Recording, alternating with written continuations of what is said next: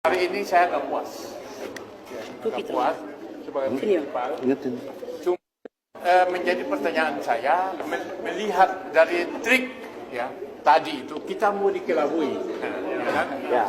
Jadi Presiden Joko Widodo mau mencoba mengakali kita dengan cara keluarkan kepres. Nah itu dia. Jadi nanti kepres itu dia bersembunyi di balik ketiak kepres. Ya, itu tadi. Tapi dengan keahlian Prof. Egy dan teman-teman, Alhamdulillah akhirnya hakim mau berpikir dengan akal sehat dan menerima itu. Bahkan juga membuka ruang untuk merevisi dari jabatan presiden menjadi pribadi Joko Widodo. Ya kan?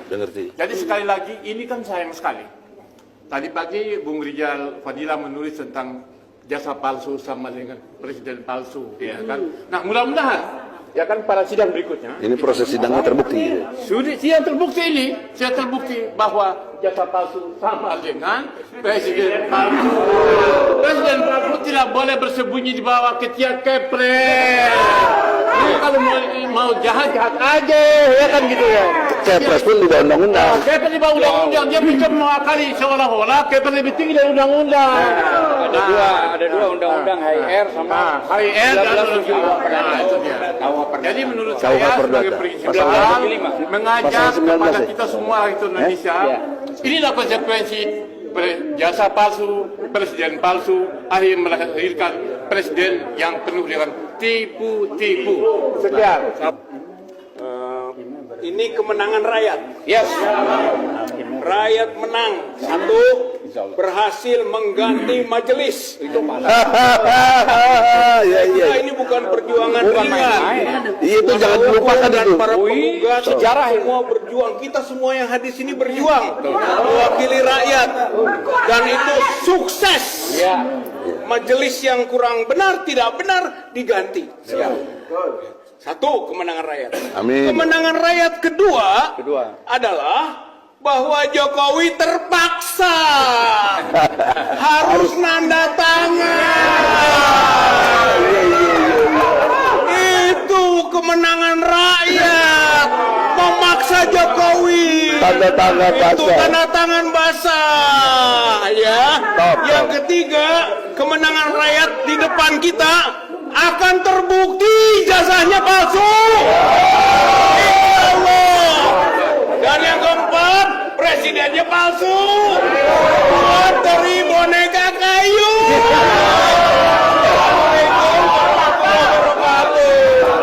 Topik. Ya udah agak mendingan mikirin ini. Ini sudah masuk ke bulan keempat. Tapi ada hasil yang luar biasa hari ini. Hakim berani memutuskan mestinya seperti apa tuduhannya, gugatannya, dan wakil Jokowi harus seperti apa. Nunggu memasuki bulan keempat. Jadi strategi ngulur-ngulur waktu habis napas juga. Karena pengacara kita nggak mau main-main terus mundur. Tolong dipikir. Nih hakimnya besok diganti pecat lagi yang mutus. Bakal dimarahin. Karena kasihan hakim majelis yang pertama kenapa mundur? Karena ngusir Jokowi perwakilannya nggak benar. Dia mabok. Yang ini ntar dimaki-maki lagi nih. Atas saya dimaki-maki lagi. Seknek nelfon. Itu siapa hakim yang mutusin begitu? Jadi tolong doakan hakim yang walaupun menunggu 4 bulan untuk membuktikan sekedar ngasih lihat ijazah gua susah amat sih. Tapi kalau memang ada ya susahnya apa? Tapi tolong paham, kalau bukan berbohong ya bukan dia kan? Karena bawaan bawinya memang berbohong. Ini menarik, nggak sepele. Kalau sampai ketahuan dan harus membuktikan dia berbohong, dua, dokter andasnya ijazahnya apa, insinyurnya ijazahnya apa, nggak usah ngomong yang SMA lah. Terus lagi daftar ke KPU sebagai capres, ijazahnya apa? Jadi KPU-nya kena juga. Karena anaknya sekarang pun sudah daftar nggak benar diterima oleh KPU.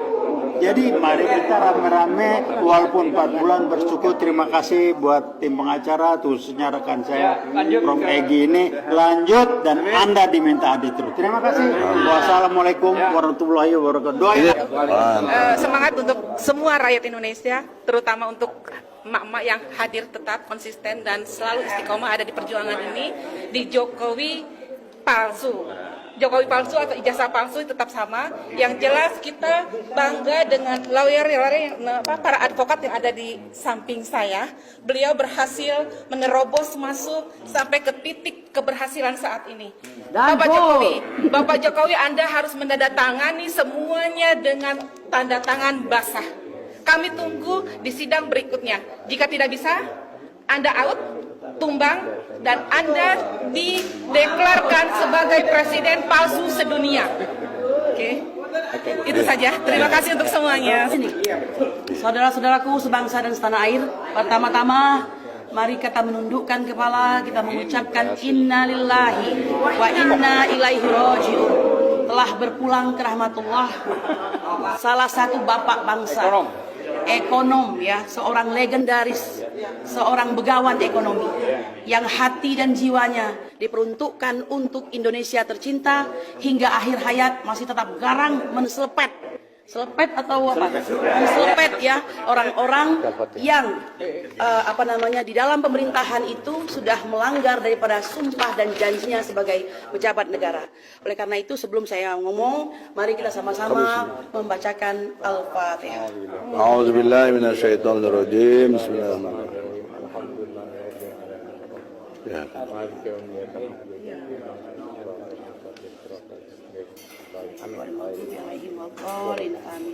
Al-Fatihah tadi kita persembahkan untuk yang tercinta, abang kebanggaan kita, Rizal Ramli, rahimakumullah. Saudara-saudaraku sebangsa dan setanah air, tadi saya sampaikan di hadapan hakim bahwa jihad yang paling utama itu adalah menyatakan kebenaran di hadapan penguasa. Jihad itu tidak hanya kami pengacara yang harus melakukan, tapi justru paling utama adalah Kodi itu adalah hakim, ya. Mereka lah yang menjadi dominus litis, yaitu orang yang dominan di dalam pengadilan, memberikan arahan dan memberikan keputusan. Betul atau tidak? Kenapa? Karena sekali mereka memutuskan, keputusan itu akan menjadi tonggak untuk menjalankan eksekusinya. Jika benar keputusannya, maka benarlah semua. Jika salah keputusannya, maka salah semuanya. Nah, oleh karena itu, sebagai tim hukum dan para penggugat yang sudah menyiapkan dengan sedemikian rupa, ya, bukan asal menggugat orang, bukan asal untuk memfitnah orang, maka kami pasti insya Allah mempunyai bukti-bukti fakta-fakta yang benar. Ya, nah, saudara-saudaraku sebangsa dan setanah air, tadi kami juga menyampaikan bahwa adalah sebuah keharusan untuk memajukan apa yang dimaksud dengan kebenaran. Hukum itu sendiri adalah obat. Sebenarnya kita meminta seorang Joko Widodo itu bisa bertindak sebagai orang yang memberi contoh, ya kan? Apapun juga suri teladan, apalagi kalau sudah digugat, berarti ada warga negara yang tidak puas.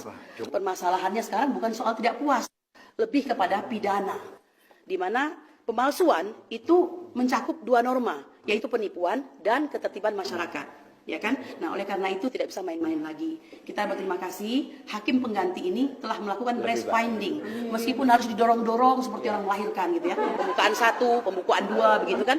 Pada akhirnya beliau ingat bahwa tetap dia katakan oleh Imam Baihaqi bahwa kita ini bukan mayat hidup. Siapa mayat hidup itu?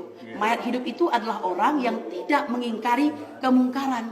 Jadi mereka mengiyakan, tidak dengan hatinya, tidak dengan kata-katanya, tidak dengan tangannya. Nah, ini masih ada iman di hatinya, alhamdulillah. Sehingga kita masih bisa berjalan ke arah kebenaran. Betul? Nah, karena hukum itu adalah obat, kami patuh, kami akan melakukan perubahan seperlunya, ya. Maka yang 9 tadi tidak boleh batal dong. Orang ujungnya memang semua kesana semua kok, ya kan? Tergugat. Ya, 9 tergugat dan 1 turut tergugat, ya. Hanya kita meminta yang 1 ini nama presidennya itu kita hilangkan, bahwa dia adalah Joko Widodo. Padahal dia presiden juga. Memang ini blunder ke sana kemari. Maka bener lah kita itu sebenarnya.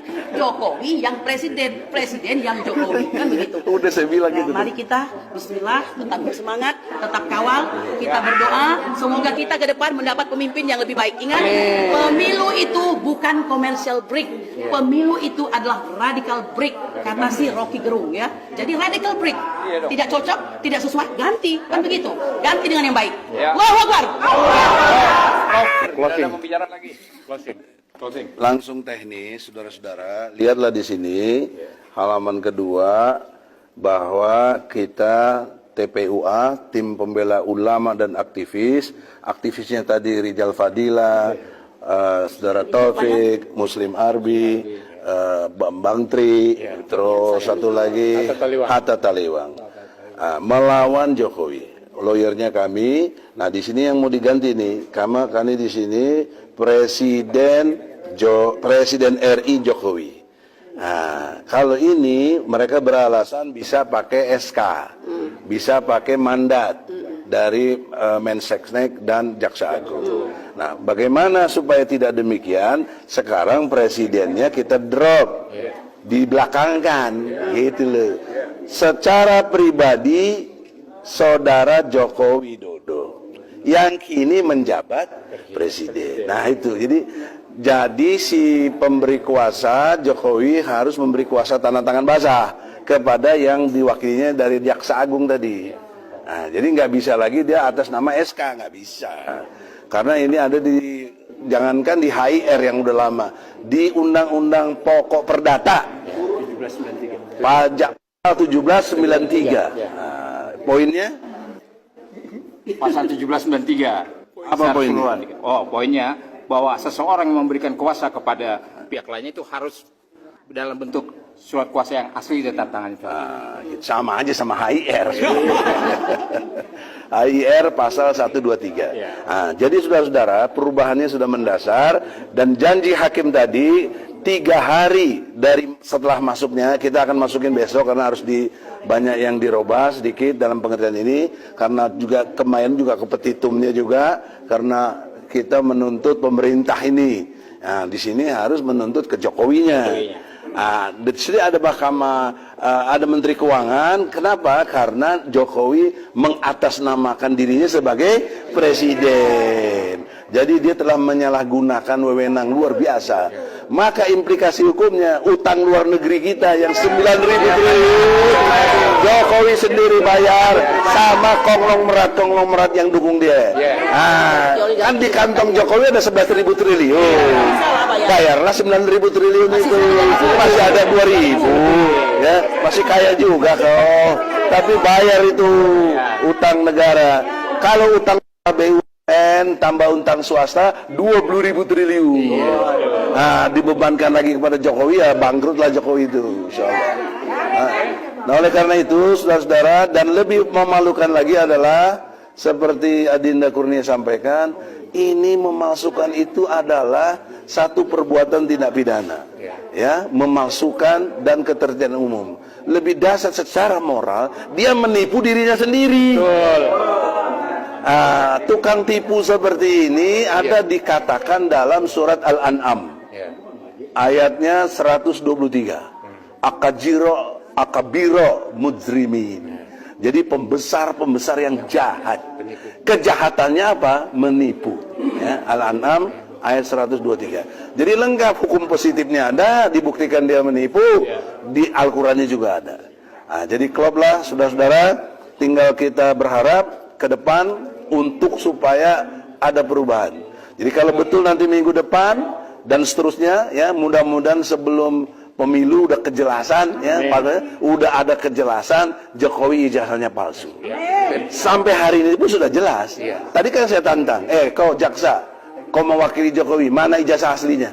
Nggak bisa bawa dia, nggak bisa bawa. Orang waktu di Solo aja nggak bisa bawa, apalagi di sini, gitu. Saya kira demikian. Semoga umatnya takbir. Assalamualaikum warahmatullahi wabarakatuh.